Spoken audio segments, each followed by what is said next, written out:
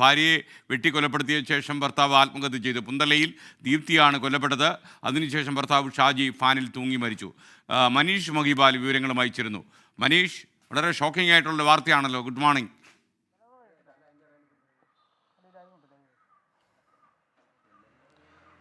അതെ എസ്കെൻ, ദാരുണമായ സംഭവമാണ് ആലപ്പുഴ വെൺമണി പുന്തലയിൽ നിന്ന് രാവിലെ ഉണ്ടായിരിക്കുന്നത്. 6:30 ഈ കൊലപാതകം ഉണ്ടായെന്നാണ് നമുക്ക് ലഭിക്കുന്ന വിവരം. ഈ കൊല്ലപ്പെട്ടത് ദീപ്തിയാണ്. ദീപ്തി അടുക്കളയിൽ വെച്ചാണ് ഭർത്താവ് ഷാജി വെട്ടിക്കൊലപ്പെടുത്തുന്നത്. കഴുത്തിന് വെട്ടിയിട്ടുണ്ട്, തലയിലും ഒരുപാട് മുറിവുകളുണ്ട്.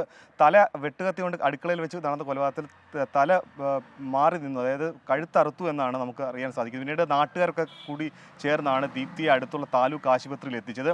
എത്തിച്ച ശേഷം നാട്ടുകാരും മക്കളും, അതായത് ശ്രുതിയും ശ്രാവണും, ഈ മക്കളുടെ മുമ്പിൽ വെച്ചായിരുന്നു കൊലപാതകം നടത്തിയത്. പിന്നീട് ഇവർ തിരിച്ച് വീട്ടിലേക്ക് എത്തിയ സമയത്താണ് ഭർത്താവ് ഷാജി ആത്മഹത്യ നിലയിൽ ഫാനിൽ കെട്ടിത്തൂങ്ങിയ നിലയിൽ കാണപ്പെട്ടത്.